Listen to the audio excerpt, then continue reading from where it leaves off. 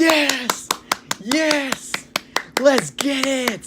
That's right, guys. The San Jose Sharks have pulled off the victory in Game 1 against the St. Louis Blues, 6-3. And man, what a performance this was by your San Jose Sharks as they kept the pressure on the Blues, guys. All throughout the first couple periods of the game, we kept the foot on the gas pedal and really put it to them, guys. So we scored in every single period in this game, guys. It was absolutely amazing. Logan Couture, guys, scored 4 minutes into the game, and also towards the end of the game sealed the victory with an empty netter. And so what this does, guys, is the play of Logan Couture, guys, he is continuing to, build on his playoff games that he's been doing and putting together. So that makes his 10th and 11th goals, and really it's showing like he's putting together this run like he did in 2016 to help the Sharks as they were able to get to the Stanley Cup during that season. Another very interesting fact to take into consideration, guys, is that since 2010, the leader in playoff goals is Alexander Ovechkin, and Logan Couture has 45 goals to Ovechkin's 50. So that just puts into perspective the type of dominance that Logan Couture has been on just in the playoffs in general. And so that's going to be another big thing to, monitor moving forward in the series. And so, guys, one of the big things for the Sharks, if they're going to have continued success in this series, it's going to be containing the St. Louis Blues, one of their most electrifying players by the name of Vladimir Tarasenko. And so Tarasenko, he's been a star, guys, for, quite a long time, but in these playoffs, in these Stanley Cup playoffs, he has not been that hot. So he's been very quiet. And if you're a Blues fan out there, basically Tarasenko is gonna have to start picking up the slack. He's gonna have to start doing some things, because if not, then the Blues potentially could be in big trouble in the series moving forward. So, guys, the Blues head coach had a very interesting quote following the game. I'm going to read you guys some of that. And this is regarding going back to Vladdy and what he had to say. So, Berube, I believe that's how you say his name, the coach, he said, Vladdy has to work without the puck a lot harder, and especially in the playoffs, because things are not just going to come to you, especially in the playoffs.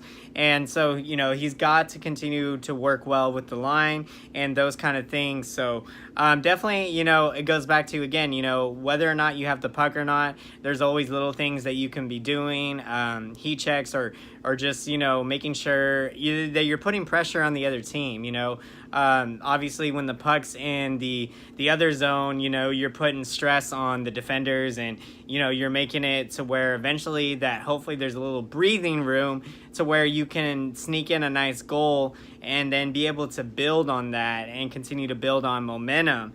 And so that's something I think is going to be huge. So, guys, one of the bigger impacts that the Sharks have had, in a big way that they've been able to contain Tarasenko, is that whenever the puck is coming to them, what they've done is they've been able to effectively use their double teams. And so with the double teams, basically, the Sharks, they did this in the last round against the Avalanche's best player.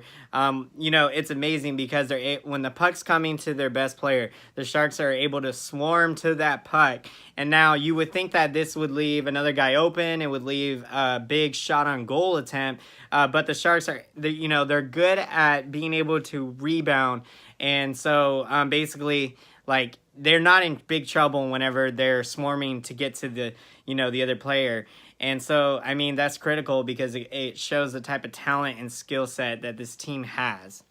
So, guys, some other takeaways to take out of the Game 1 victory. When we look at Evander Kane, how clutch he's been, and the thing that he brings to the table, guys, is he brings that physical toughness to the hockey game, and that is huge because you always want to be able to bring physicality, and that's something that suits him very well. Another big storyline, guys, is the big Joe Pavelski, and man, you cannot write a Hollywood script like what we're seeing from Joe Pavelski when you think about that the last series, how many games he missed. I think he missed, the first 6 games or whatever it was of the series, and then came back in Game 7 to, be able to play his heart out.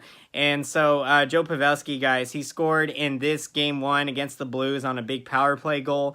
And so far in the playoffs, he has 4 goals to go along with 4 assists. And that's pretty impressive when you consider that he hasn't played, he's only played about almost roughly 9 games or so in the playoffs.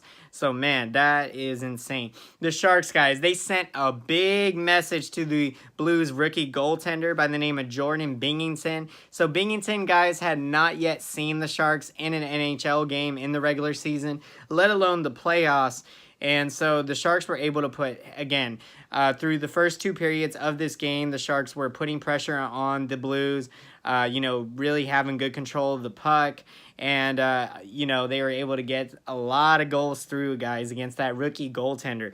And so as we move forward in the series, I think the Blues, obviously, they're going to make some adjustments to what the Sharks are doing, essentially, because, what they did in Game 1 obviously didn't work. And so I definitely expect the Blues, they're going to come out fighting in Game 2 and really trying to put the pressure, on the Sharks. Now, in the third period, guys, the Blues were making a comeback. And so, you can say, did the Sharks maybe take their foot off the gas pedal or what was going on there? But obviously, when you're playing 60 minutes of playoff hockey, it's very difficult at times to be pinpoint and precise on every single play and really every single scenario that could happen out there, on the ice rink. And, man, so that's going to be huge, taking a look at how that's going to play out. So guys, if you enjoyed today's video, then be sure to smash that like button. And until next time, guys, I will see you again for another Sharks video. We're going to be talking after Game 2 of the series. I cannot wait. I'm so excited, hoping to get the Sharks to a 2-0 lead in the series. So we are going to see how it all plays out. Until next time, guys, I will see you again. Thanks for watching and have a great rest of your day.